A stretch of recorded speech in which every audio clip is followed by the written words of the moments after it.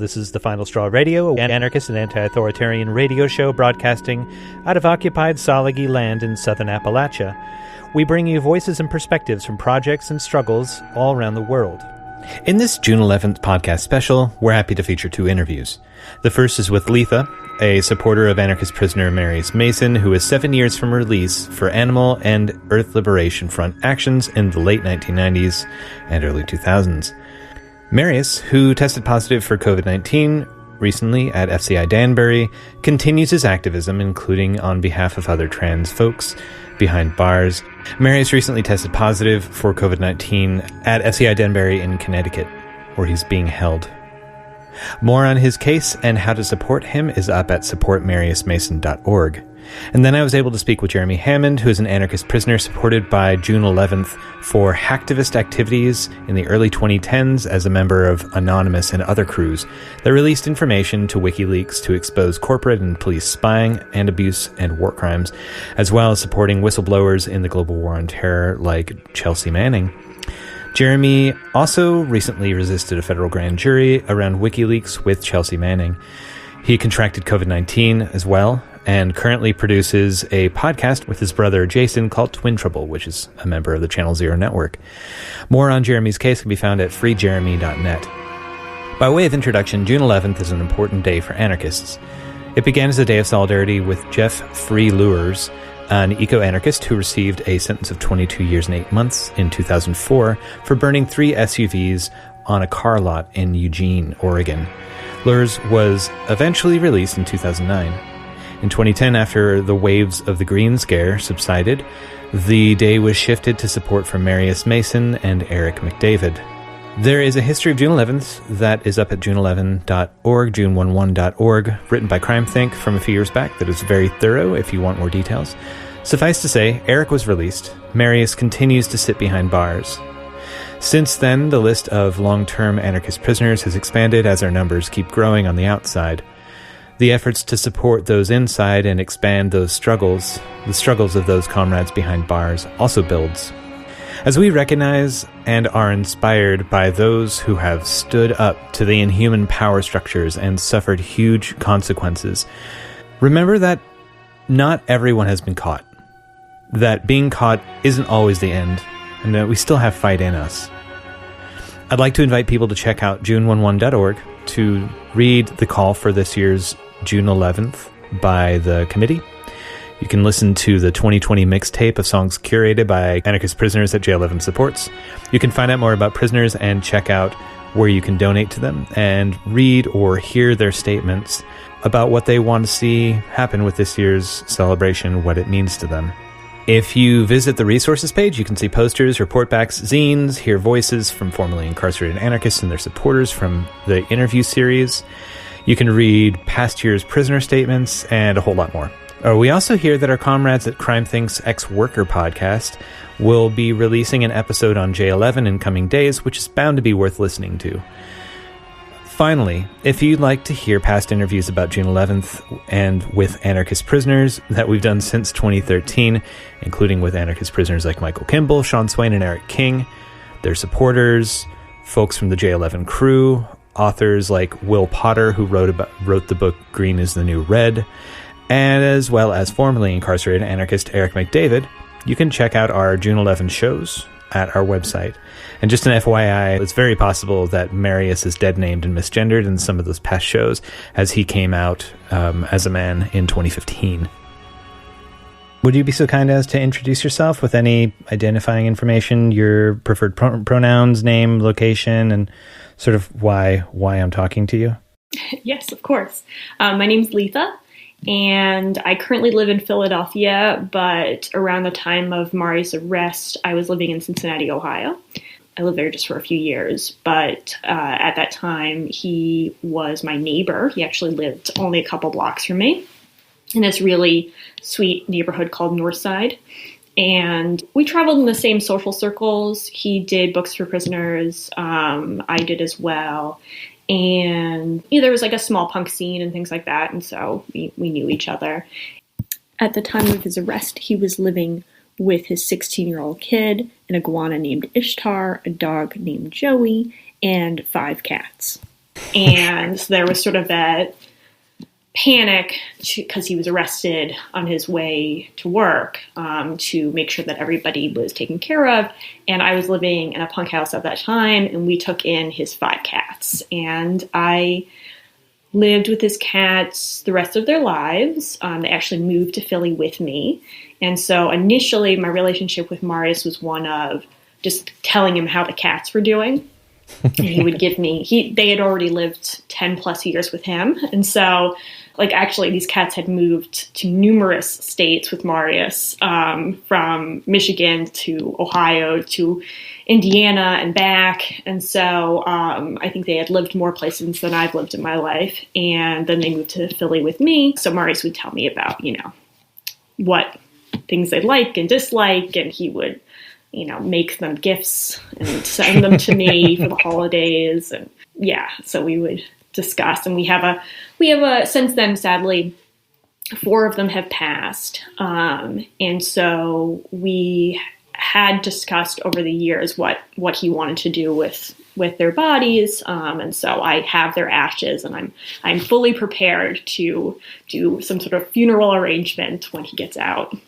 So that's a really cool, like, little slice of like Marius's personality and like y'all's relationship that I hadn't heard of before. I mean, I'd known about the cats. Like, there was a really clever postcard a few years ago put out for June 11th that was "Solidarity Means a Cat," which I still have a copy of on my fridge because it's so adorable. But so for listeners that don't know, can you talk a little bit about Marius Mason, the sort of stuff that he was involved in over the years, like before going into prison, and the Green Scare and what brought him into prison? It's a big question. So Marius has a really long resume, so it would be hard to go over everything.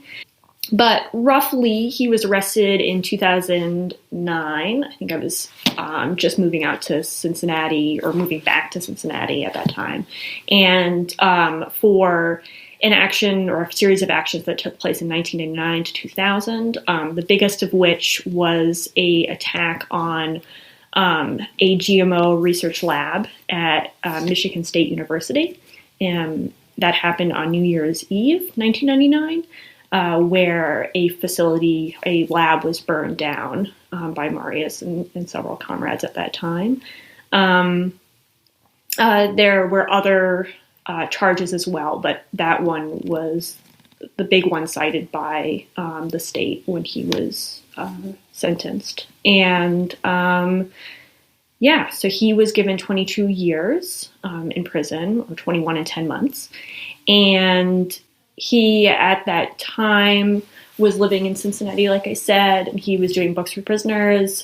He was involved in the IWW. He was doing mutual aid in our community. He had a community garden that he was working on. He was really invested in doing above ground and below ground movement building for a long time.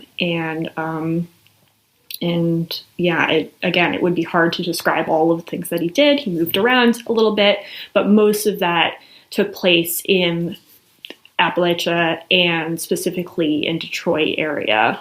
He still likes to hear about things that are happening in Detroit because his roots are there, and he was heavily involved in those communities. When the actions that he was convicted for were in affiliation with the Earth Liberation Front, right? Yes. So it was claimed by the Earth Liberation Front, but he also did actions in the name of the Animal Liberation Front as well. But he definitely considers those two ideals a part of the same movement. And so, specifically this lab was doing work for Monsanto and GMO research that would specifically harm indigenous communities around the world. And so all of that is intertwined for him. I believe that there were potato crops specifically targeting communities in India, but again, I could be wrong about that. But he was doing above ground anti-Monsanto work for a long time. He was a part of the anti-globalization movement at that time as well, or earlier. But yeah, he's an animal liberationist. He's vegan. He's tried to remain vegan while incarcerated. Yeah, I think what's really refreshing about Marius is his politics are not only radical, but they're like, he's dabbled in so many things that when you talk to him and you say, oh, remember that campaign, or remember how annoying animal rights activists can be, then Marius knows exactly what you're talking about. And he'll, it's so refreshing how he'll just sort of like shut down an idea and be like, oh no, I don't mess with that. And it's always nice to hear.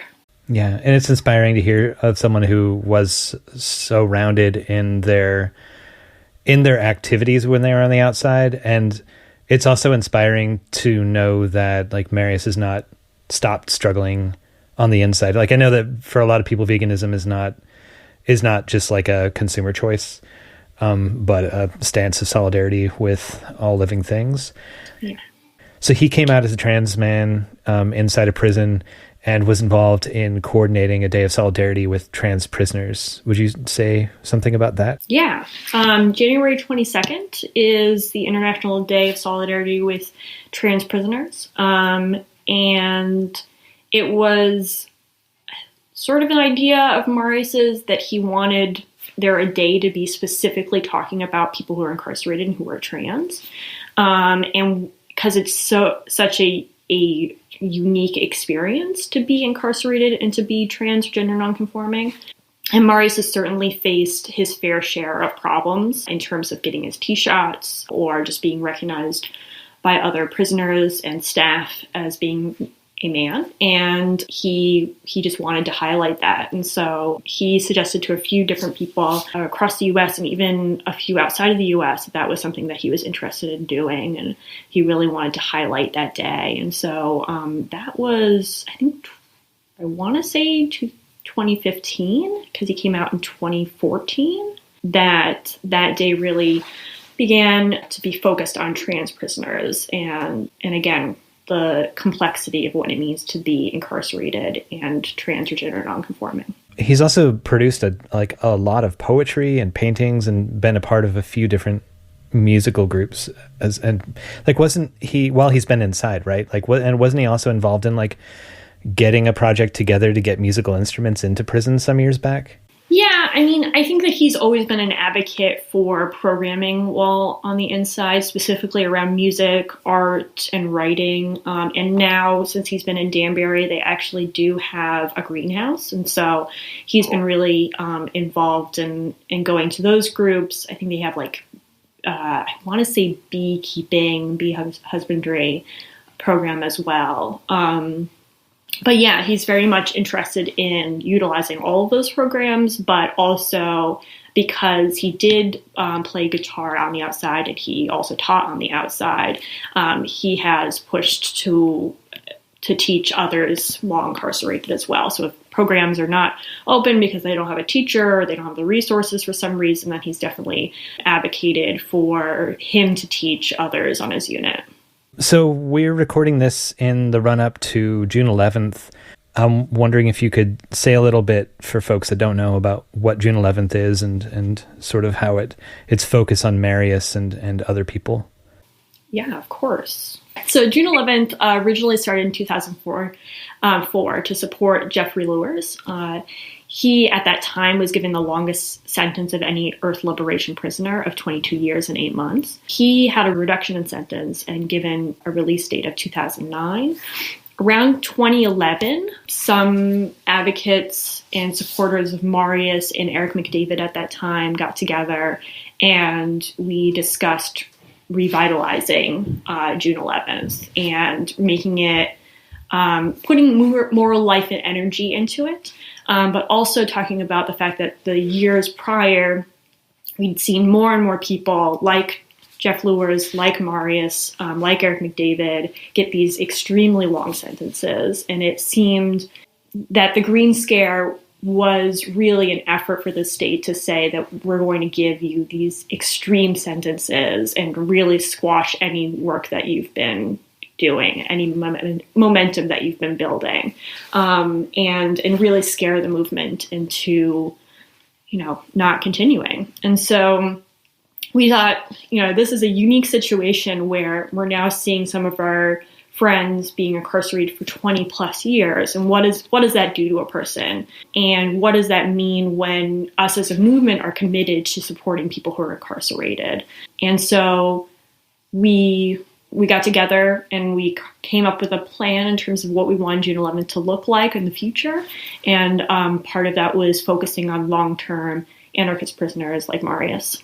And for listeners who maybe I think it's really interesting to note also, because you've used the term Green Scare, which was this repressive period that was noted, I think, by two different operations by the FBI. Backfire is the one that comes to my mind, that used a couple of snitches who had been involved in the Earth Liberation struggle and who could be leveraged due to personal weaknesses or addictions to turn on and get data on and convictions of individuals who were involved in those actions.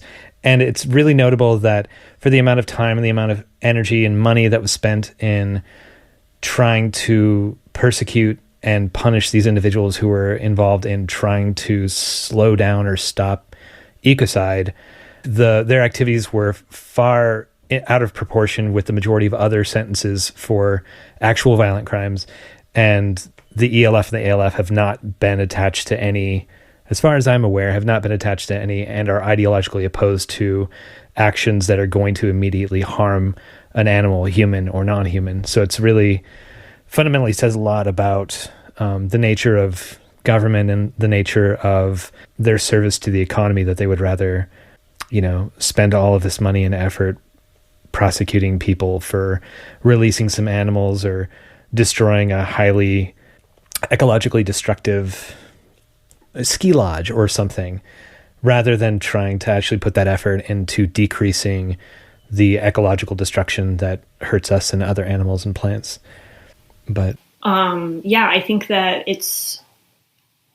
there's a lot of layers to it. I think understanding that this is a post 9/11 world, and that a lot of the funds and energy that couldn't be directed to domestic terrorism, because that didn't really exist in the way that George Bush's White House wanted us to believe, that that there weren't people inside the United States who were going to be targeting, making similar targets as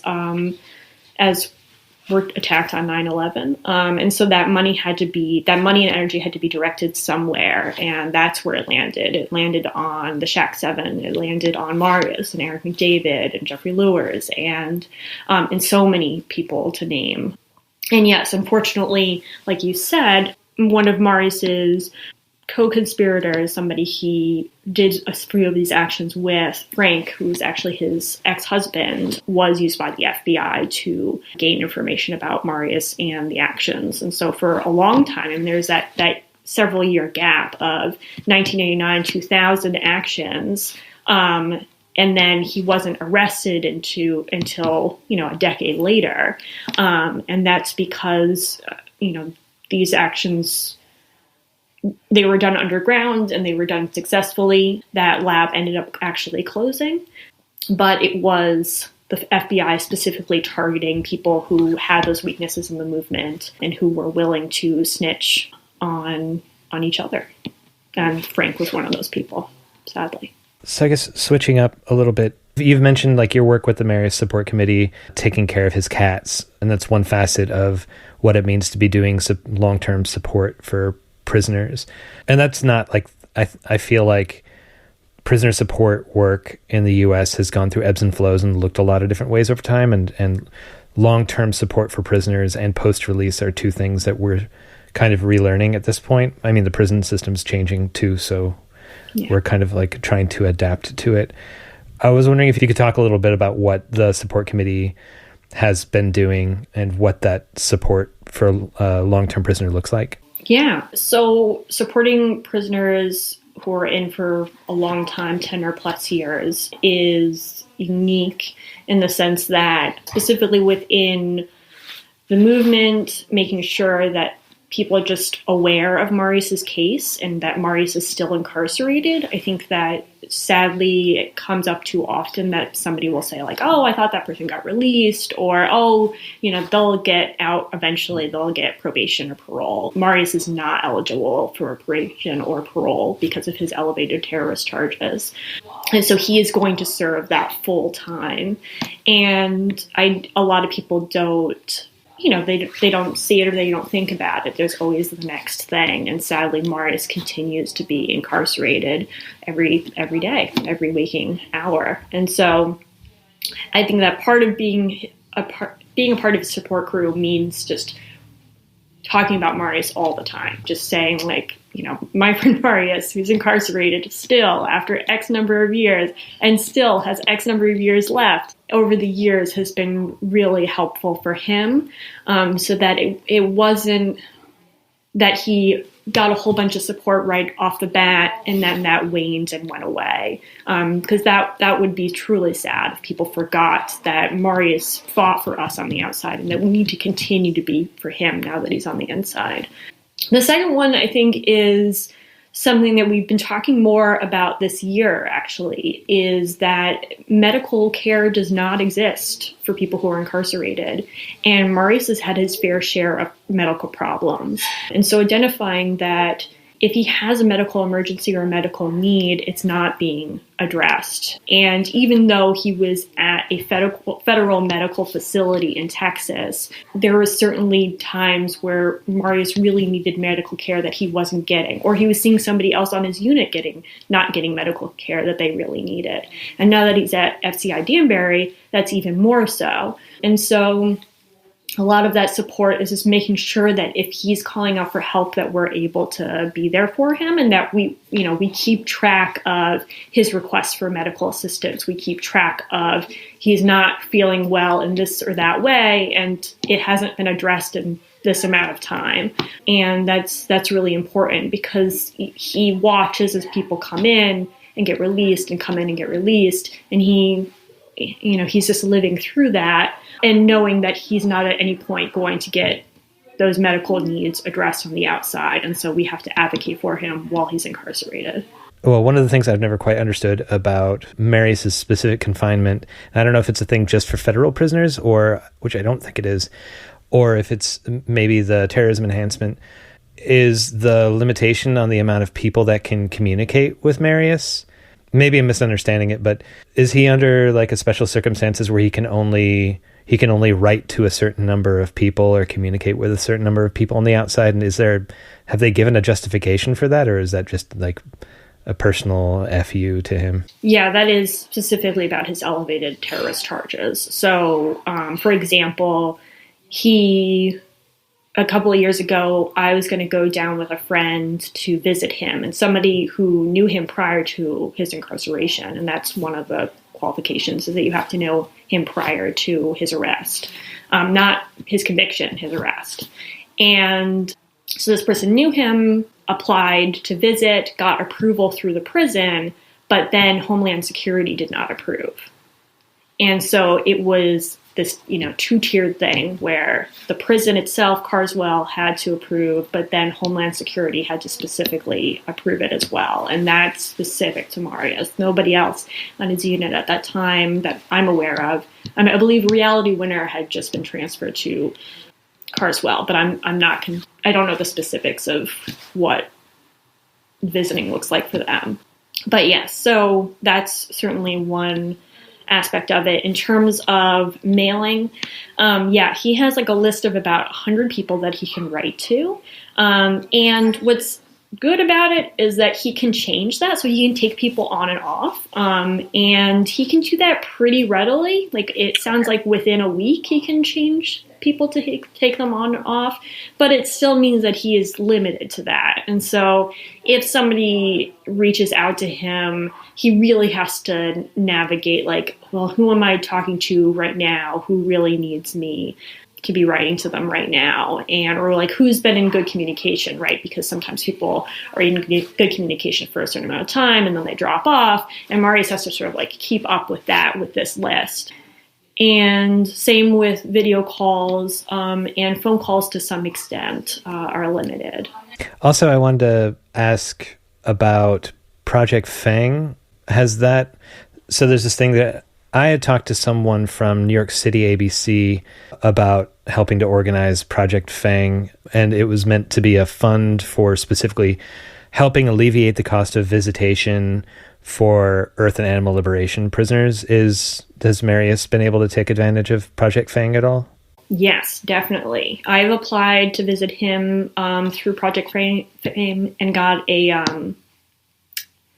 I guess we call it a grant. Yeah. So Project Fang gave me a grant to go visit him in Texas the last time I went to go visit him there. And his 2 kids have been able to visit, I believe his sister as well, and a number of other friends. So I think I want to say that we apply as many times as we can in the year, which maybe is 3 to 4 times a year. And it really offsets the costs of us being able to visit him. Things have gotten better since he's moved to Connecticut in some ways, like he's a little bit closer to his kids. But it's still, it's still about the plane ticket or the rental car or a place to stay. And especially in Texas, he was in Fort Worth, Texas, so there's not a whole lot there. So there were some supporters that were a little bit further outside of Dallas who were willing to put people up while they visited, but generally we would have to get a place to stay, and the costs would rack up. And so, he only gets visitors on the weekends, so you end up doing, getting there on Friday and leaving on Monday. And so Project Fang has really been helpful with that. Another organization I would love to plug is the Rosenberg Fund for Children. They are a fantastic organization that were able to help Marius's younger child visit him while he was still incarcerated in Texas in the early years of his incarceration. They were founded by one of the sons of Ethel and Julius Rosenberg, and they assist children in the U.S. whose parents have been targeted because of their involvement in progressive movements, such as Marius. They have helped fund children to visit their incarcerated parents, as well as schooling, summer camp, and therapy. And the movement just made sure that not only were they had food and clothing and shelter, but that they had everything else that kids really need, And so they were able to take art classes and do extracurricular activities that made them a part of that community. And so one of those sons has created this foundation and has continued that, I guess now, tradition of making sure that children whose parents have been incarcerated for political reasons, that they continue to get that support. So Marius is currently at FCI Danbury and has tested positive for COVID-19. Can you talk about that situation and situation at that facility as it relates to the pandemic? Yes. So again, Marius is in a federal facility. So this is the Bureau of Prisons that is handling this facility.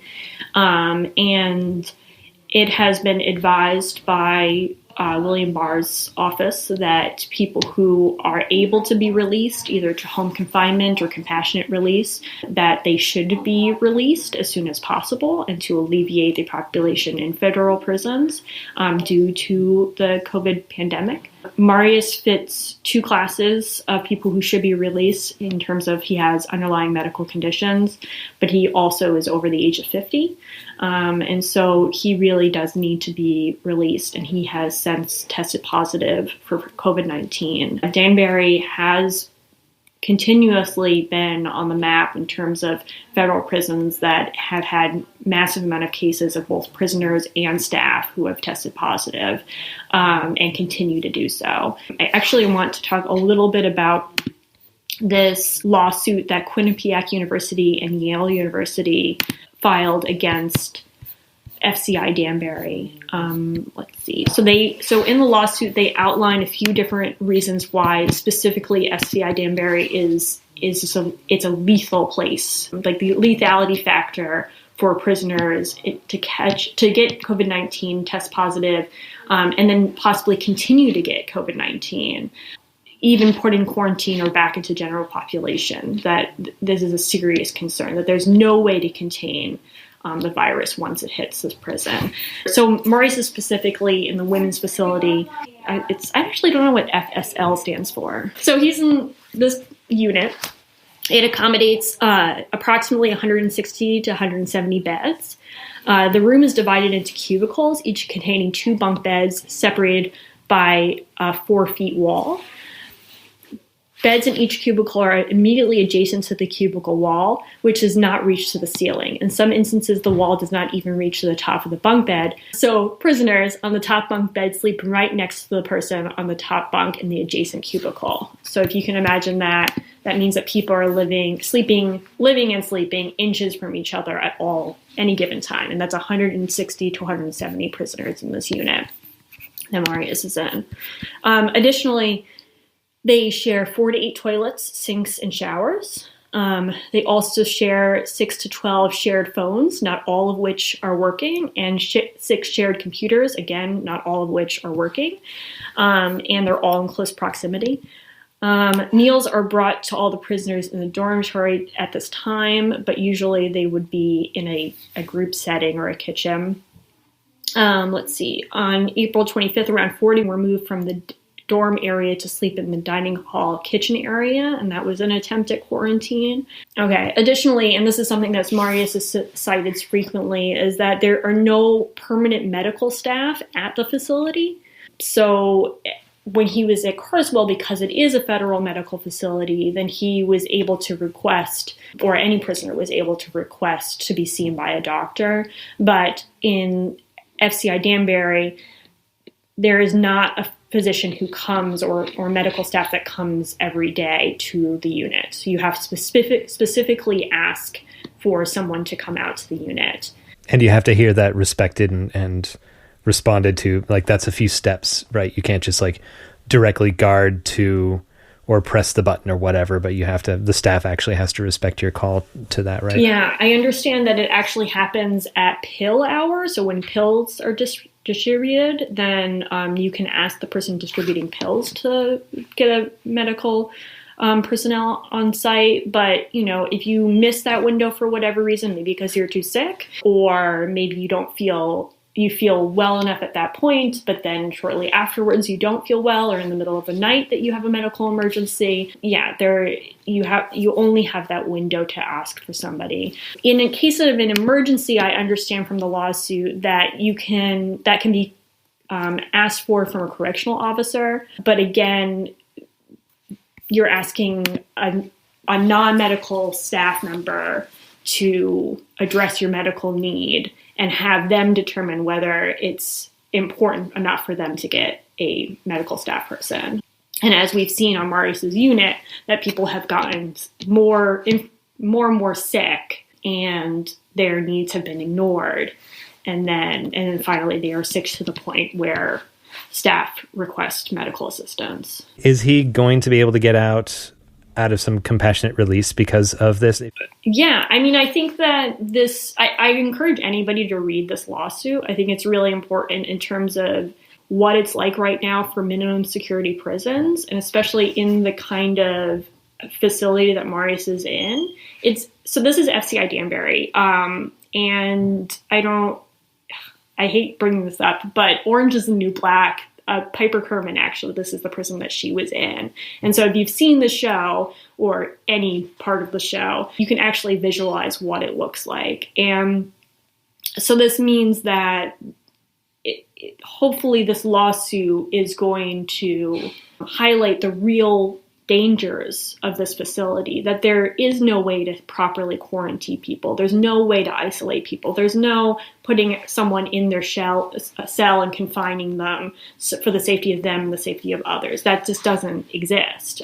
People are literally sleeping inches away from each other. They're eating together. They're sharing the same phones, the same bathroom. And this is 160, 170 people. And so whatever comes out of this lawsuit is going to affect Marius and everybody on his unit. So pending the outcome, if he's not able to get out, if he has to serve the rest of his sentence and is able to, when is Marius slated for release? He's going to be released in 2027. Okay. But again, because of the terrorist enhancement he is not eligible for probation or parole. And he will be released back to Michigan. So how can listeners who are interested in supporting Marius learn more about him, and what are some ways that they can support him throughout the year, but maybe during this June 11th that's coming up? Yeah. So I think, definitely participating in June 11th once a year, participating in January 22nd once a year. That's something that Marius is deeply passionate about. His website is supportmariusmason.org, and we regularly post on there because he oftentimes draws or paints, or recently he actually did a collage that I'm going to post later today. He writes. He's written a few plays on the inside that he's been able to perform with other people on his unit. He also writes poetry, and so that all goes up when we get it in the mail.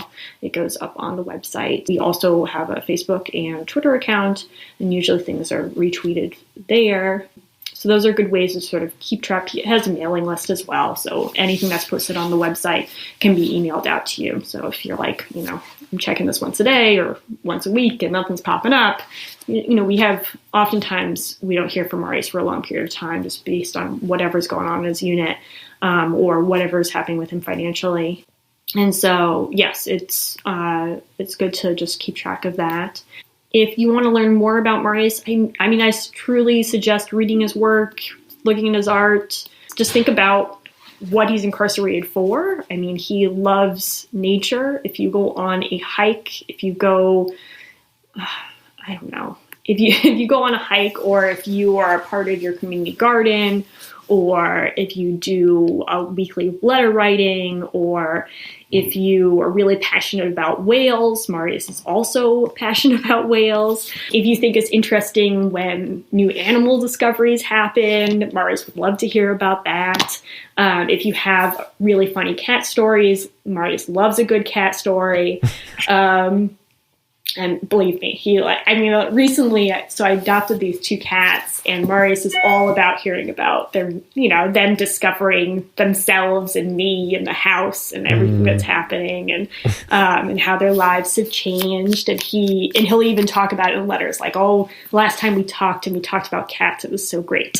So yeah, I think that he is passionate about the earth and animals and labor rights and immigrant movements and people who all over the world who are struggling, and so he wants to hear about it. He also doesn't get a lot of news on the inside, so he's really subjected to a lot of mainstream media, so keeping that in mind, that a lot of things he's not hip to just because it's not being covered by Fox News and CNN. And so if you have anything, even if it's devastating, but it's something that he's not getting to, or not being given, then he would love to hear about stories from your neighborhood, and what's happening in our lives. He's constantly concerned about all of us, and it's beautiful and infuriating at the same time. And so just writing to him and saying, hey, we're all right out here. This is what we're doing in quarantine, or this is what we're doing in these dark times, or this is what we're doing, acknowledging that dark times are all the time, then he really wants to hear it. And so I strongly encourage writing to him. In terms of content of writing, it's been posted before suggesting not to send him information about the COVID pandemic inside of prisons because it can feel overwhelming. Does that still stand? I think that it's helpful. That's a good question. Because I know recently he's been writing and calling us saying that he really wants to know what other prisons are doing. So like with Ramadan and Passover, the staff were not respecting people's religious time and space. And he really wanted to know, is this just my unit? Is this what they're doing here, or are they doing it at other federal facilities? Are they doing it at other prisons in Connecticut? Like, what is the extent of this? And similar with COVID-19, I think that he does really want to know what is policy and what is just sort of what staff are coming up with at that moment. is helpful for him. So yeah, that's tricky. I think that maybe it would be helpful for him that if you have any articles, like the Marshall Project, or Shadowproof. Yes, exactly. So, and anybody who's writing specifically about prisons now and are really thinking outside the box, I think that's really helpful, because then it's coming from a website or a printed article that will, get by in mail. It's not just sort of, you're not writing as if to say, like, I heard from someone, like a secondhand account. So I think that, if it's coming specifically from a news publisher, then that would be helpful to him. Not presuming that people in the audience have written to prisoners before, but if you haven't, it's generally a good idea to not talk about illegal activity, because that can affect... Because prisoners mail, particularly people that have been convicted of crimes that are affiliated with terrorism or are political prisoners, will get extra attention to their mail. So if a guard reads a piece of mail and they have a gripe with the prisoner, they could very well use that as an opportunity to cut off their communication with the outside, or shift them to a communication management unit, or any number of other, like, really detrimental things. So does that seem a good thing to say? Yeah, definitely. I think that whenever you write to him, or if you were able to talk to him on the phone or through video chat, knowing that somebody's listening, somebody's reading every communication, I keep that in mind all the time. And not talking about things that are illegal or important. He is not generally able to get mails. Like, he speaks languages other than English, but I think it's difficult for him to get mail that is not in English. I think it can have some things, phrases or sentences that are not in English, but generally they have to be in English. But I think, so that's important. Again, just keeping your letters free of any illegal information is really helpful to him, because, yes, that can fall back on Marius. And I guess one other thing about if you're, since June 11th or January 22nd, but since June 11th is around the corner, I know in the past, like, one thing that the June 11th organizing committees have said is, however that looks, like, one way of celebrating the people that are on the inside from movements that we appreciate and that we participated in is to support people by continuing their activism. So doing activities that help to defend the earth or liberate animals or do educational or artistic things around those subjects, or labor rights, or just any sort of, like, liberatory social justice directions, like, might also be a way of respecting and, like, giving support to Marius, I would imagine. Yeah, definitely. I think that writing to him, donating to his support is really important, but thinking big is also really important. And just being imaginative about how you can show that we still care about the things and the reasons why Marius is incarcerated, and that his incarceration has not stopped us from caring is deeply important, and shows Marius that it's worth it, that every day he's incarcerated is worth it, because we're continuing that struggle is deeply important. And sadly, a lot of the actions that take place around June 11th don't get to Marius, but I can't wait for the day that he is released and he gets to look back and say, wow, in June 11, 2020, X, Y, and Z happened. And that's so cool. I wish I'd known that at the time. I hope someone's making a very long list. Exactly. I'm really excited for that day. So much solidarity and appreciation to you and the rest of the committee, and pass my love on to Marius. I will. Cool. Yeah. I'll check my email right after this. Okay. Thank you so much. Hi, I'm Eamon from the Radical People podcast on Channel Zero Network. Did you know that the Earth First Journal is turning 40 years old this year? If you're not familiar, the Earth First Journal is a radical print magazine committed to reporting on resistance and defense of the wild. For 4 decades, they have covered everything from forest defense and sabotage to street demonstrations and lockdowns. If you are interested in reading and supporting the journal, as well as getting some history of Earth First, Buy a 1-year subscription now and get the 40th anniversary issue upon release this summer. And if you'd like to receive a 20% discount on a year-long subscription, upon checkout, enter the promo code EFJ40THCZN. First off, we're recording this as a June 11th podcast. I wonder if you could talk a little bit about what June 11th means for you and what support you received that day. June 11th, Day of Action for Anarchist Prisoners. We're bringing attention to the fact that there's a lot of anarchists behind bars worldwide who have participated in the movement, who have put work in, and who have, ultimately been targeted by the state and imprisoned, and who have held firm, to our beliefs and to our inner core, and who have stayed strong and continue struggling from behind bars. One thing I think the anarchists have a lot to offer is, of course, we want to free all prisons. We want to abolish prisons and police society as a whole. But today we're bringing attention to the fact that there are anarchists have a lot to say about a variety of movements. Anarchists are in prison for environmentalist actions, of course, I'm a computer hacker, for participation in Black Lives Matter type actions. So, anarchists not only have a pretty clear idea of what a society would look like without prisons, but I think we also have a pretty good infrastructure set up to support those who do participate in these movements if they do end up targeted by the state for repression. Like for myself, of course, the anarchist movement has been overwhelmingly supportive of my time behind bars. And it does make life materially easier to be able to, purchase coffee and commissary, to make phone calls, and to always, I'd never been short of books, from all the, anarchist publishers like AK Press and PM Press and all the ABC sending zines and stuff like that. But it's also good for, all folks behind bars, because it gives us an opportunity to, not just spread literature. Books are hard to come by, especially, political books in prison. But just to let people know that there's a community of people out there who will support you if you stay strong.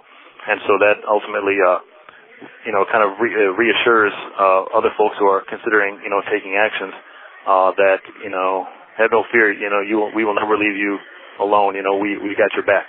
And so that's why we're bringing attention to anarchist prisoners on June 11th. I'm going to jump to the George Floyd question now, because I'm not sure when this call is going to get cut off. And then maybe if you get a chance to call back later, we can go into a longer discussion, because I know that your time is limited. So there are some videos that have been circulated of yourself and some other folks where you're currently being held, sharing images about police repression and prison society. Can you talk a bit about what you and the other people at that jail where you're being held have expressed and what they're thinking about, like what you know of what's going on the outside? Right. Well, of course, what we know about what is happening in the outside world is basically mediated through television news, and what our family and friends in the world are telling us, through phone calls and letters. And so, but what we have seen, we've been following the insurrection. We've been following day for day on the news, and these are all federal prisoners here in this transit center, and which comes from all walks of life, and a lot of people who have already been in and out of the system for much of our lives. And so we know what it's like to be brutalized, to be scapegoated, to be facing bogus charges. We've had to deal with, corrupt and brutal prison guards in prison. We had to deal with, so it's an experience that we're familiar with. And so when we see such blatant expressions of what police represent, and the fact that they treat us less than human, that our lives mean nothing. Whether it's here behind bars, whether they just treat us in these zoo-like conditions, like animals, or whether they're out there just murdering people in the street. We can't participate too much from behind bars. And for a lot of reasons, people are sometimes more or less, depending on where you're at, willing to buck. Here in this Grady County, it's a pretty bad situation here. As you know, it's a transfer center, an overflow transfer center for people being moved around in the federal prison system. I'm on my way back to prison, and a lot of people here are freshly sentenced. And you're only supposed to stay here for a week or two. And here in Grady County, we ended up having to stay for, it's been months, right? And so they basically do this the bare minimum. there. The food is terrible. They only change their clothes out once a week. We get no fresh air or sun. It just goes on. And I know we're going to talk about the corona stuff later too, but so the only means we have to get the word out is this video chat feature they have here, which is the first time I've ever seen this. I've been locked up in total about 10 years. This is the first time I've ever seen one of these video visit features. And so I figured this is an opportunity that we could, speak out and participate to the best of our ability. A comrade on the street was actually attending one of the rallies in New York and was able to get us on video phone, and they started passing the phone around, and it was kind of cool for us to be able to see the people in the world, but also for us to be able to see us. So I thought that was kind of a cool form of resistance, and of course we did produce a couple of videos as well. I'm going to make as many as I can before they, figure it out. So you've been producing this really entertaining and educational podcast with your brother, and the last episode I was able to hear, I was actually driving back from a car demo in North Carolina, and all of us got to listen to it and hear about your experience of being infected while on the inside. Can you talk about the COVID-19 infection and how your health is now? Right. Well, they moved us here to Grady County Jail because most people transfer to the feds go to FTC Oklahoma. That's a BOP-run transfer center, to the plains and all that. It's where everybody goes through and stays for like a week or two. This is an overflow jail. FTC Oklahoma is closed because it's like a quarantine site now for COVID-19. And so when we were brought here, all they did is basically take our temperature and ask us questions like if we had any contact with anybody corona, right? They transferred us knowing that this pandemic was going on, right? Of course, they've known since at least January, but, I was transferred here late in March. And then they put us in these crowded-ass fucking dorms, like 30 people in 1,700 square feet. Like, there's barely enough. You bump into people all day. Like, there's not even enough, like, places to sit. Like, there's a triple bunk bed setup. Well, basically, there's not a single moment in our day in which we're not within 6 feet of each other. I'm talking about showers, using the bathroom. Like, there's someone within 6 feet of you at all times when you're sleeping. You know what I mean? So basically, it's like the worst possible scenario for catching corona because, of course, people are being brought from all different jails around the country through here, and they just mix them up. And then this place, of course, basically did the bare minimum. We didn't even get masks for like 2 months. There's still no hand sanitizer, and it's just a grungy jail. They only give us one for the close of the week, and there's no fruits and vegetables to keep our immune systems strong. There's no vitamins. But anyways, people, as soon as I got here, I got a cold for the first 2 or 3 days, right? Immediately. Like everybody did, right? But then like a week or two later, like that's when it really hit. Like I was sick for about 2 to 3 weeks, 2 weeks super strong, and it's definitely the sickest I've ever been in my life. And like abnormal sick conditions, like I'm talking about huge body pains, I lost all sense of taste and smell. I was cold, chills, but also hot flashes and fevers that come and go. Of course, my throat was destroyed. It was coughing. It was just terrible. Like a coughing, it sounds like someone sick. And I'm pretty healthy and able-bodied. So like a lot of other folks here are older or had diabetes or have like 1% lung cancer and just various health conditions that a lot of people really went through it. One person here actually went to the hospital, and we just found out today that they've been there still for 3 weeks. Still, like it's like they don't even tell us, but other than the fact that it was a confirmed corona case. At the very beginning they were saying, no, there's no corona here. No, there's no corona. You don't have to worry about it. We screen everybody coming in. It's like, listen, the reality is, look at us, everybody's sick, right? And they're only giving people go to sick call and they're giving people aspirin and saying that, oh, it's just everybody comes through, here gets sick. And I was like, okay, well, first off, why the fuck is everybody getting sick when they come through here? Is it the fucking dust in the vent? Like, which is another thing. But, it's this grungy jail, so yeah, everybody gets sick here, but now we got a real problem here, and you're not prepared to deal with, it's infectious disease protocols and stuff like. So everybody got corona. Like, there's a point, literally every 30 person in this dorm was sick, like deadly sick. Like, one person did die actually about a month ago from this jail. And only now are they finally started to acknowledge, yeah, well, it's everywhere. I think even one of the jail administrators here was quoted in a news article saying, oh, well, this is America. Last I checked, everybody got it, right? And we filing grievances and we complaining, and they just didn't do anything, man. They literally did nothing except just keep us in a closet. Like, and so everybody got sick. I recovered. Basically, everybody here has been the same people in this pod, more or less. A couple people here or there, because they're not moving anybody, of course. So we basically all recovered, other than the individual who is still in the hospital. But yeah, it's pretty scary. Like, pretty scary to think that, like, we were following the news and they're talking specifically about jails and prisons, and everybody's So it just, once again, demonstrates the government doesn't give a fuck about us, man. Like, they treat us like we're nothing, like our lives don't mean anything. And so that's a lot of, it ties once again into the insurrections we're witnessing, the Black Lives Matter movement, that they think that we're less than human. Would you talk about how much longer you have in your sentence to serve? Okay, so they gave me 10 years. I've been down 8 years and 3 months. And generally speaking, BOP, you do about 85% of your time with a good time and all that. But, it's been a rough road. I've been through some things, lost a lot of good time. I did RDAP twice and still didn't get the year off. It's the only way that you could really earn any type of reduction in your sentence is participating in drug program. So, I got kicked out the first time. I was halfway through it the second time when they, subpoenaed me for the grand jury, and, we could talk about that later. But, and then, of course, when they subpoenaed me, when they held me in contempt, they 5 months of that time when I was held in contempt didn't count towards my federal sentence. So even though I already have like almost 8.5 years in, which is about the time people are already supposed to be going home on a 10-year sentence, I still have about 12 months left to my BOP max out date. But you can get up to 12 months halfway house in the BOP. So I'm hoping I get all of it, but very rarely do they give people the full amount, although technically you're supposed to give you 10% of your sentence and recommend the maximum allowable and all that. But in any case, I can't even talk to any case managers or counselors in the BOP because I'm still in transit back to the federal prison system. I'm in some corny-ass county jail, Grady County, where they got nobody. They don't do releases here. They don't do halfway houses.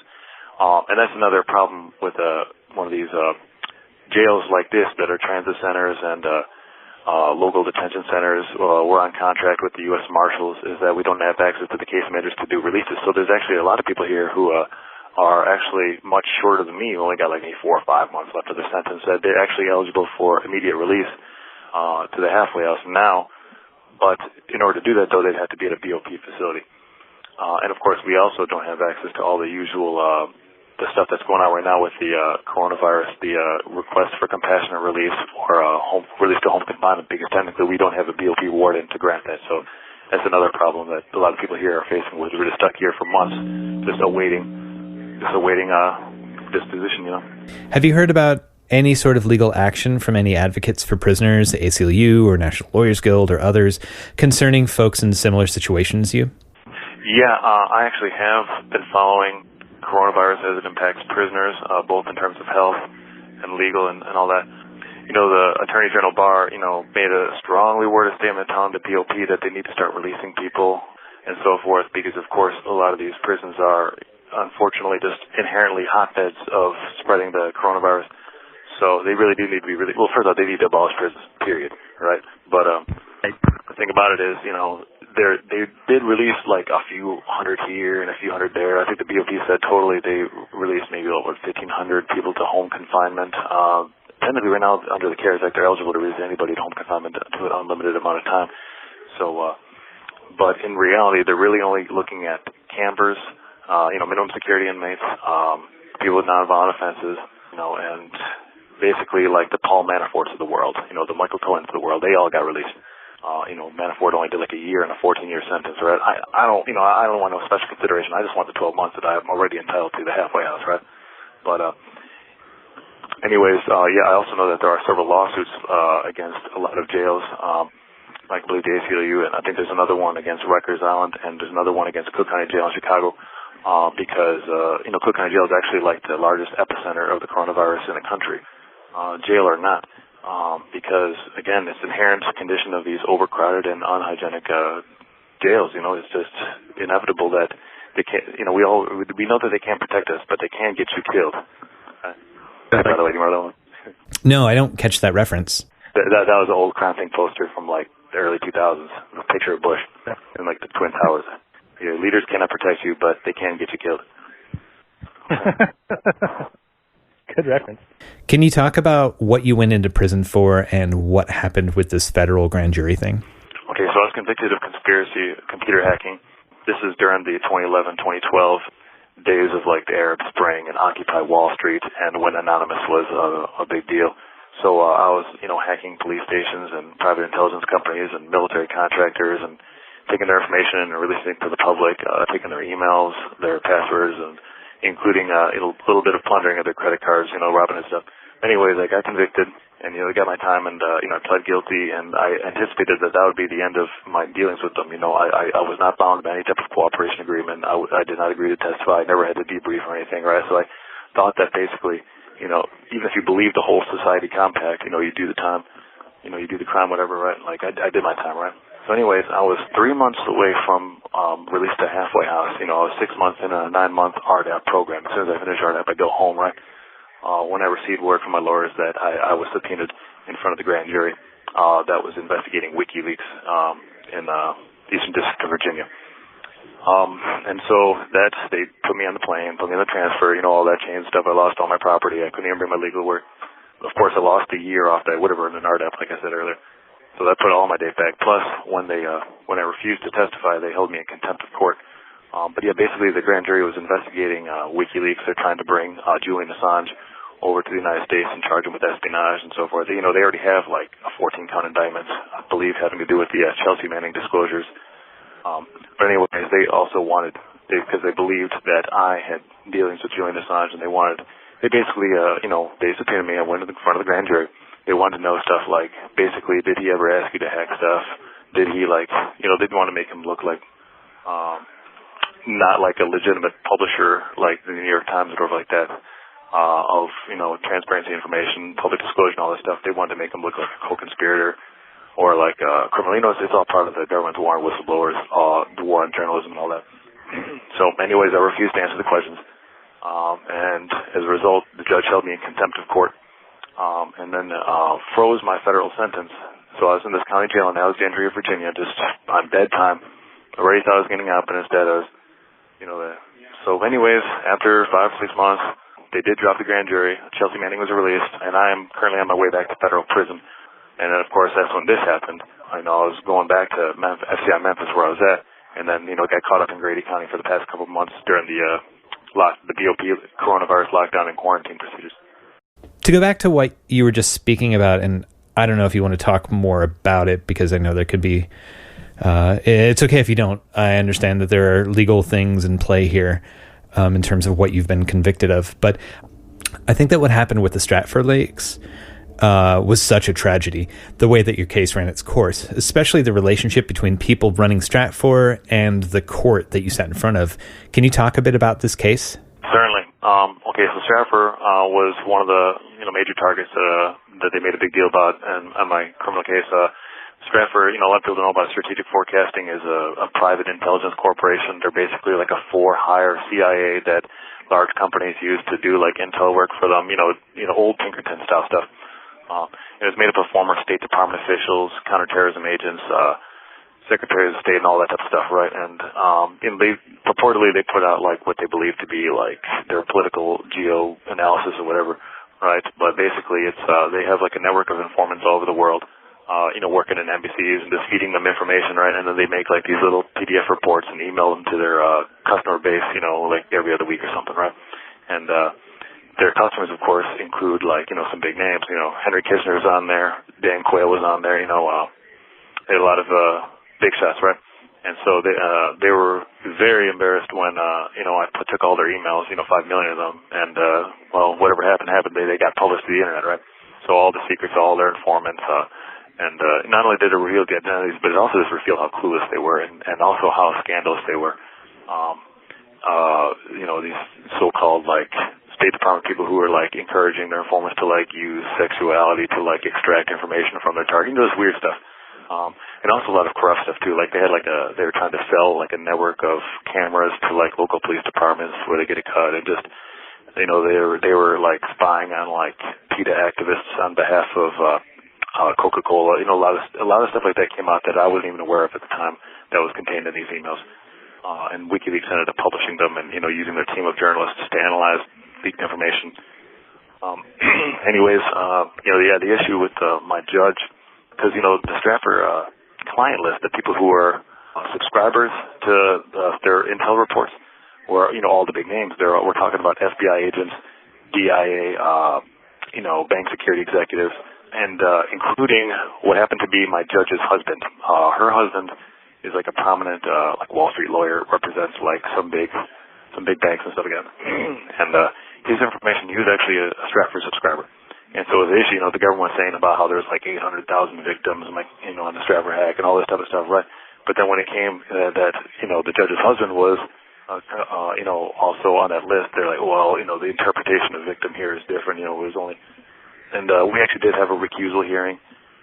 We demanded that the judge step down, Judge Fresca, due to conflict of interest and so forth. Unfortunately, she being a chief judge, it was actually up to her decision whether she was going to recuse herself or not.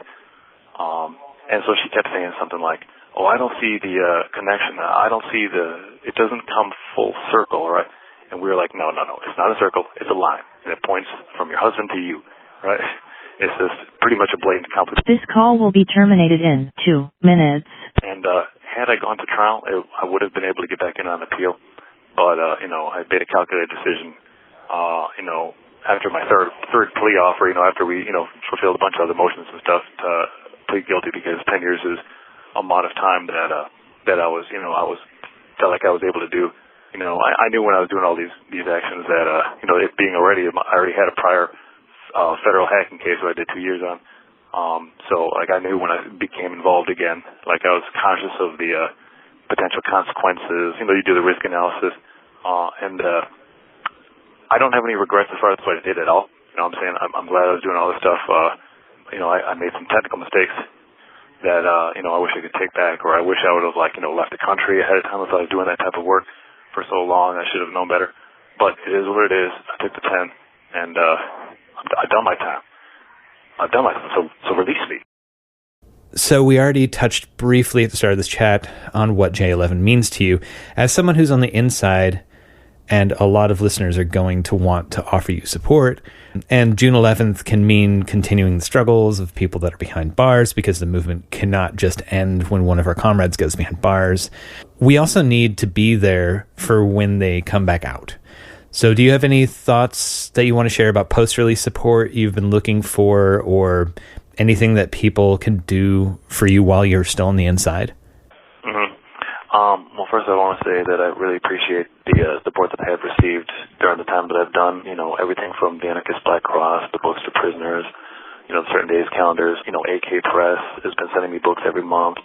That type of stuff has really, meant a lot. For one, like you said, it's important to feel still some type of connection to the movement that I participated in, to the extent that we can't participate from in here. You know what I'm saying? Like, it's good that people are out there continuing the struggle, and that's what's most important to me is, people ask, like, how could they help and stuff like that. You say, okay, the letters are great. I love it. The books are great. I love to talk to you about books and stuff.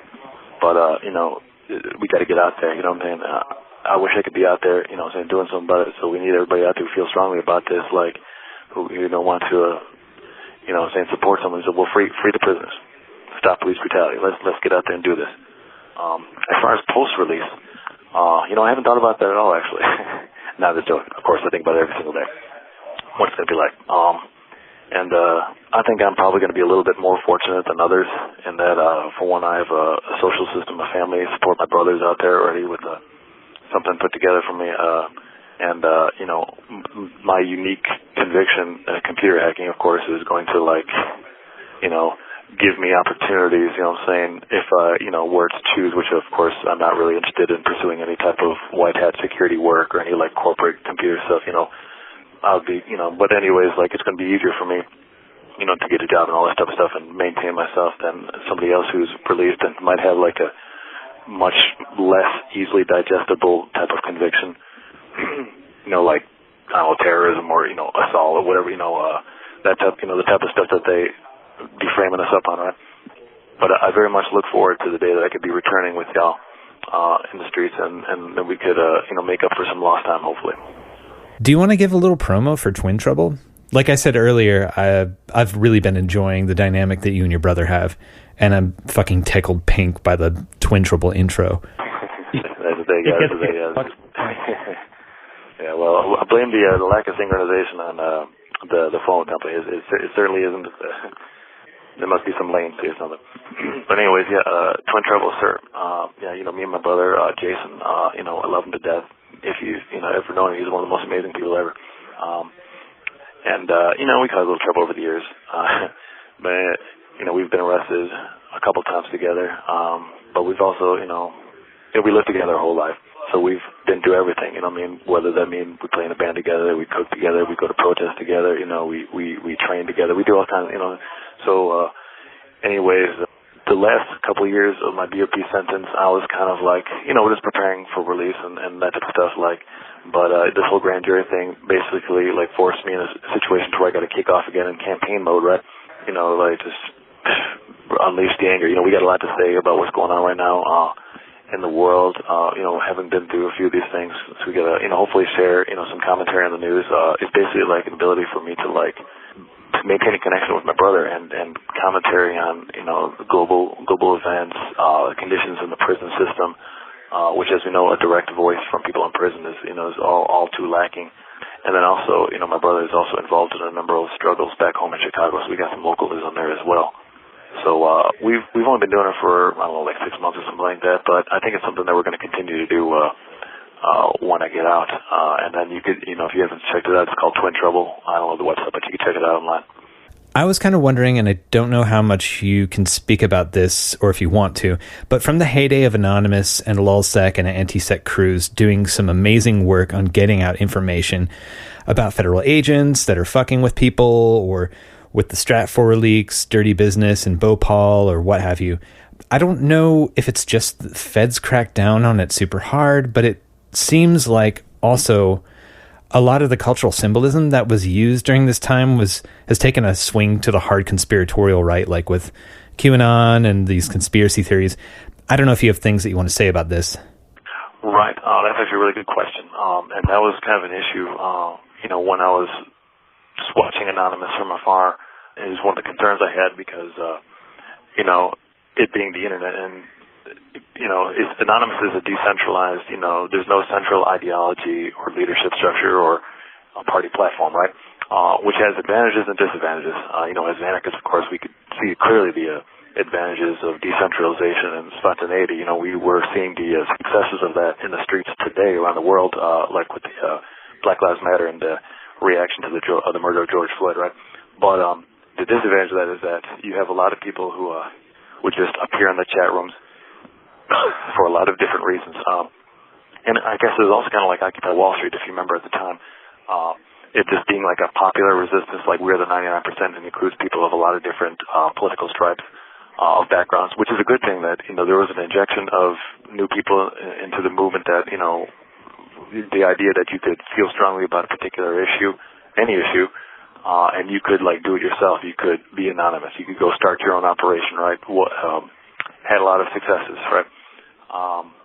But of course, then you also have, the Tea Party types. At the time, you have, some weird libertarians or so-called anarcho-capitalists, or even, like you're saying, it has apparently after I left, it kind of, like you said, took a swing to the conspiratorial right, the alt-right and all that. And there was always kind of a disregard for the norms of political correctness on the internet. I of course never participated in that, and with the work I was trying to do was very explicitly, anti-state, anti-capitalist, and socially conscious and stuff like that. But there, you probably, the meme culture, there's a lot of racism and sexism and homophobia, and like the image boards, 4chan, 8chan, like that, right? Yeah, the image boards, 4chan, and all that. And apparently, a lot of the people who are in the alt-right are Chan kids. Okay, one thing that I've heard, there's a really good anti-fascist podcast out of the UK called 12 Rules for What, which is also on Channel Zero Network, that has talked about the importance of anarchist, anti-fascist, anti-sexist messaging in the culture of the internet. And people just sit on YouTube and watch video after video, and because of the algorithms, they just get edgier and edgier shit. Because so many Nazis and anti-Semites or whatever put out a lot of videos, the viewers go passively down that rabbit hole. So I know that tech has shifted a lot since you've been inside, and I know that you're paying attention as best as you can. But I wonder if you have thoughts on the impact we could be having in digital culture and media creation, but also what stood apart with the work that you and others were doing was the ethics that you were standing behind. There wasn't just this fuck you dad sort of edge or reaction. Right. That's deep. And I understand this is exactly the concern I had when I chose to become involved in Anonymous. And what I saw was that there was a lot of talented youth from all over the world who had a lot of. There were certainly some people who had a lot of skill, like technologically, right, and who happened to be like gaining access to some systems, and they were in over their head. They would like maybe. Of course, Anonymous is not exclusively about hacking. Anybody can participate, and it's not even all necessarily illegal.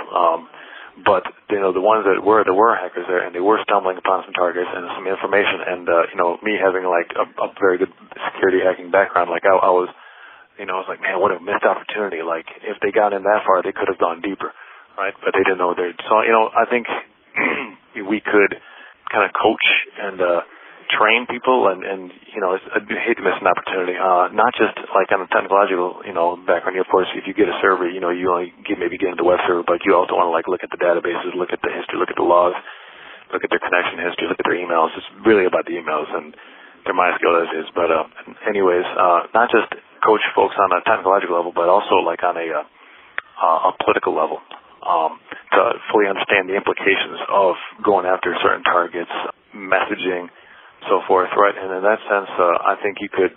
I thought the best way to do it was just to lead by example. In the sense that the targets I selected were very logical. Like for example, like when Boston police, like I believe they're an occupy, like they like hit a veteran like in the head with like a tear gas canister or something like that, and he went to a coma or something. I can't remember the exact details. But that night I took a look at Boston Police Department's websites and took a look at them. And so then when I did hack them, I made sure to clear, that was the reason why I targeted them. Not just because police are police everywhere, but because of this. But, and then, of course, I didn't use any of I still try to keep, like, memey, like, sarcastic, sticking your thumb out at the man type of internet humor, right? But, you could do that, but without having to use, misogynistic, racist language. There's no, and so I think basically just by leading by example is the way forward with that. I just don't think we can't miss this opportunity. Like technology could go either way. Like if not to get into a big debate about technology itself and the role of industrial society, which is a whole nother thing. Like can it even really be ethical to have like a computer protest, or are you just like relying on like industry in the West? That's a whole other thing. But if of course the state uses technology, the large corporations uses technology against us all the time, right? And if we don't master these tools, they're going to master us.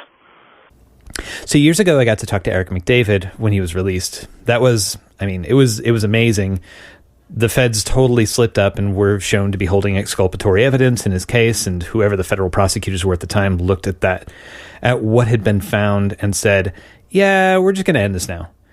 I think he was maybe not allowed to follow up with the suit with as a precondition of his release, which is the same for like the West Memphis 3. Oh yeah. That actually does happen all the time. Is usually if you get back on an appeal, right, and then you get a motion for a retrial, and the judge goes for it, right. But what ends up happening is the government will come at you and be like, listen, we could retry you. You want to take a chance again, or you just send this plea for just a simple conspiracy and get time served immediately, right? And so you could take a chance at trial, and if you're convicted again at trial, you still got to go back and do all that time and resentence. And then, but if you sign the deal, and then you can't sue for lost time, stuff like that. Happens all the time, and that's a hell of a choice to make, right?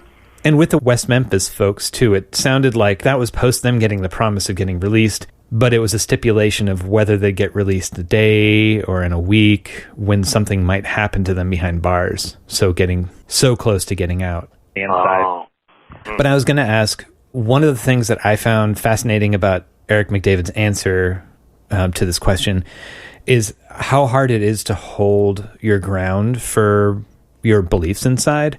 I know that gangs are pretty prominent in many prison systems, and a lot of prisoners get divided according to racial lines.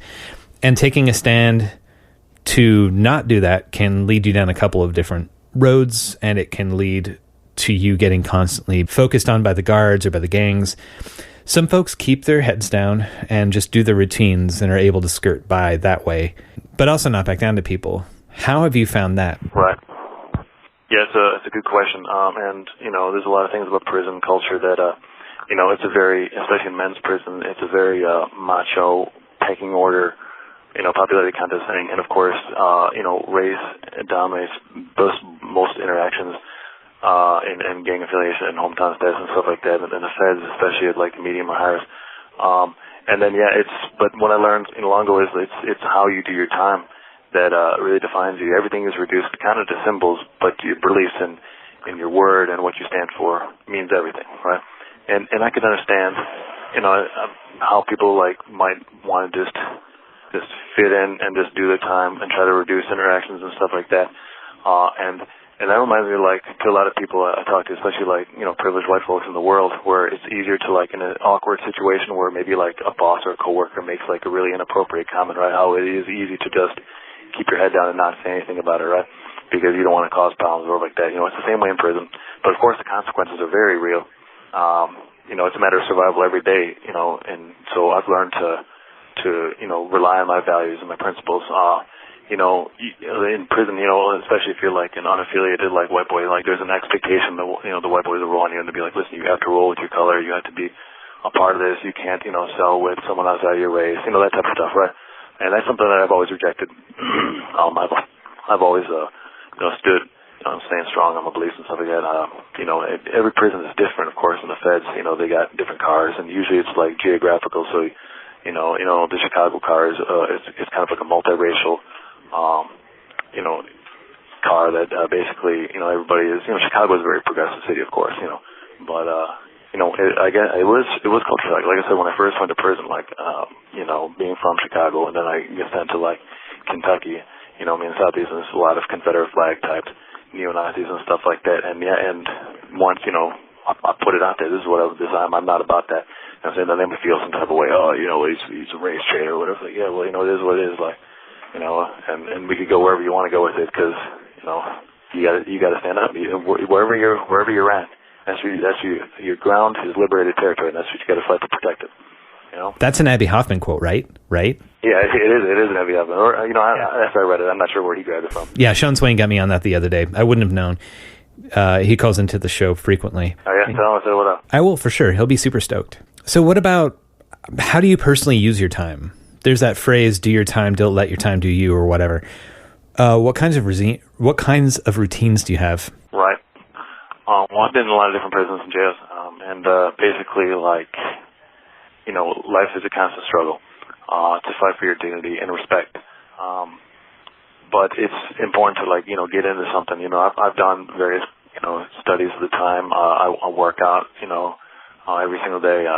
I read a lot. I try to stay in touch with what's going on in the news. I used to be one of those newspaper readers, the CNN watchers. Hey, don't judge us. We just got basic cable in here, right? We don't got Channel Zero or anything. But like I said, really, it's a matter of building kind of a community and spreading the spirit of resistance. Sharing books, getting discussions with folks, and basically fighting the administration every chance we get. Because basically, it's a constant war. They're trying to take from us, and we're trying to get it back. And in the federal system, unfortunately, a lot of people are broken psychologically and spiritually. Mostly having to do with the cases. And so, a lot of times people are more quick to, do stuff like fight each other or get involved in, drugs or gambling and stuff like that. And that's cool. People pass the time. People gotta, it's to endure the harsh conditions of our life, people gotta cope, but I want to say we gotta stick to positive things that are actually meaningful solutions to our, struggles that we're going through. And yeah, I've had a number of, run-ins with the cops for various reasons. I've been in the hole a dozen times, for various things, including stupid stuff like making wine, but also meaningful stuff like, posting stuff on Twitter and locking you up for what you said, or other framed up cases where, I was accused of, assaulting a guard, on a fabricated case, and, those type of things is this, no one's going to go any length of time without, getting in some type of incident with the police, and so, I've done all different tactics, including filing a million grievances, to writing, harsh reviews, in articles and posting them on the internet. But I think that's probably one of the most important things we could do is, for one, work with folks on the inside and get our voices out to the world about the reality of the conditions behind bars and the reality of the nature of the criminal justice system. Everybody here has a story. You wouldn't even believe the people I've met over the years. So it's a very humbling experience, but it's also like the time has given me like a lot of strength, and it's really solidified my opposition to the state, to prisons, to police, and strengthened my position as an abolitionist, not a prison reform activist, but we need to get rid of it entirely. Like, there's no way that you could tell one of these people in here that, oh well, you're not a nonviolent offender, so therefore, like, hey, listen, man, let him go, let us go, free them all. We've paid a lot of attention to the various strikes from the outside. The hunger strikes on the West Coast, the Free Alabama movement, and it's spread through the South in Ohio and Illinois and other places.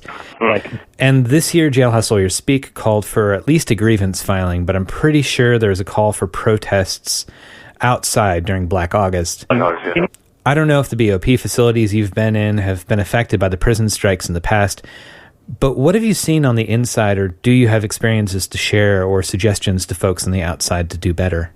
Well, in the federal prison system, I spend most of my time in the mediums, right? And like I was saying earlier, it's really sad that unfortunately a lot of people have been like psychologically damaged into like a state of submission to where, like I said, that people are willing to like, do things like petty crime or fight each other. But when it comes to doing stuff like standing up against the man, like very rarely do people willing to take that type of stand. Even if like every single day here we are, arguing about, these conditions, about how they screw us over here and there and stuff like that. Unicor, of course, is the federal prison industries, is the sweatshops basically, right? And it's people still work there because it's the best paying job, and it's understandable because a lot of people don't have like friends and family to support them, so they got to do what they got to do. But it's like, man, that's what keeps the prison system running. It's a for-profit industry, and they make stuff for like the military and the police. So there's always talk about strikes. There's always talk about people doing something about it. And yeah, a lot of people do write grievances, but for the most part, they heads of the BOP, they've mastered the art of the legal manipulations of words and clever interpretations of court rulings or congressional law to suit their purposes. So it's kind of like you can't beat them at their own game. As far as the grievance, although it's still worth doing sometimes, it's like you said, diversity of tactics, you play every card. But the prison strike, and back then it did pop off at a few federal prisons, as far as I've heard. But it didn't really happen where I was at. On a personal level, I did stop working. I had many jobs throughout the years, laundry, the kitchen, and so forth. Right? But I refused to have a job ever since that moment to work again, and that was a couple of years ago. You've mentioned some organizations that have supported you, like Anarchist Black Cross chapters, and I'd imagine the Federation, and the AK Press and PM Press have sent you lit. Are there other groups, like your support crew, that you'd like to shout out to? Well, yeah, certainly, all the people from my support crew and the people who have worked on my legal briefs, over the years have certainly provided meaningful support, as well as like a network of people I've developed, relationships with over the years, over letters, on visits. I've certainly... This call will be terminated in 2 minutes. A lot of it is also support from afar type of stuff, Like, I understand that there needs to be a separation, especially in terms of when somebody's in federal prison, can't be talking to everybody. Because, like I said, I thought it was over, but then they put that grand jury thing right at the very end of my sentence, so you never know, the level of scrutiny. So, as far as the, ABC, Books to Prisoners, I participated in, Books to Prisoners before when I was locked up. We had a good project going in Chicago and mailing books to prisoners. And so that over the years now, a lot of Books to Prisoners, send me books when I'm behind bars. And there's a serious book problem in these prisons and jails. Listen, we got raggedy carts, like underfunded libraries. They got nothing going on, and it's all like mostly corny, like Tom Clancy or like pro-CIA Vince Flynn novels for the most part, and so I think, everywhere I've ever left, I've left several hundred books. This call will be terminated in 1 minute. Everywhere I've been, I've always left several hundred books behind to maintain like kind of a library for the next person who come along, might pick up a good book that's talking about some real stuff, Yeah. Thanks for all the calls. Yeah. Hello. If you are listening, then you are here on purpose. This is Twin Trouble, the podcast about fighting the system and staying rebellious while incarcerated. The show takes the form of a recorded phone call between my twin brother, currently locked up in a federal transfer overflow jail in Grady County, and myself in the free world of Chicago.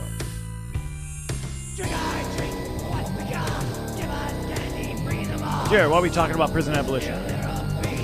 the reason why they do this whole prison thing, basically, they keep people's voices down. They want to shield the public from the day-to-day experiences of what people who are incarcerated are going through.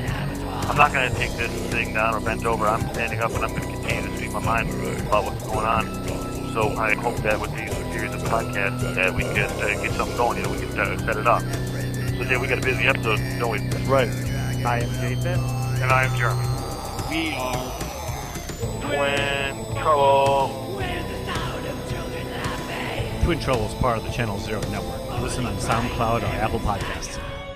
This is The Final Straw, and I'm Bursa Goodness.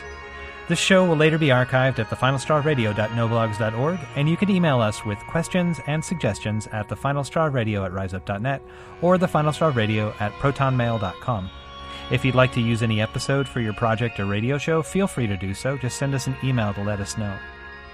If you care to, you can send us letters at The Final Straw Radio, P.O. Box 6004, Asheville, North Carolina, 28816. This show is brought to you by Firestorm Books and Coffee. Located at 610 Haywood Road, Firestorm Books and Coffee is a worker-owned co-op in Asheville specializing in offbeat, underground, and independent literature.